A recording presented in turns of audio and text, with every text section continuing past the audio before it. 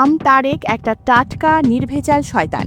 মুক্তিযোদ্ধা বলেন, ৭১ সাল বলেন, ও দেখেনি আমিও দেখিনি, আমিও ইতিহাস পড়া ও ইতিহাস পড়েছে।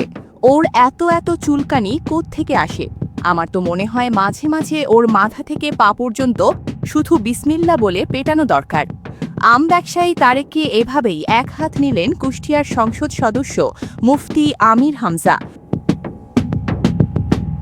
জনাব আমির হামজা বলেন, আমি নাম নিলাম না, তাদের নাম নিতেও ঘৃণা করে, তাও বলে ফেলি আম তারেক একটা টাটকা নির্ভেজাল শয়তান। মুক্তিযোদ্ধা বলেন, ৭১ সাল বলেন, ও দেখেনি আমিও দেখিনি, আমিও ইতিহাস পড়া ও ইতিহাস পড়েছে। ওর এত এত চুলকানি কোত্থেকে আসে? সমালোচনার এক পর্যায়ে তীব্র ক্ষোভ প্রকাশ করে বলেন, আমার তো মনে হয় এই আম তারেককে মাঝে মাঝে মাথা থেকে পা পর্যন্ত শুধু বিসমিল্লা বলে পেটানো দরকার।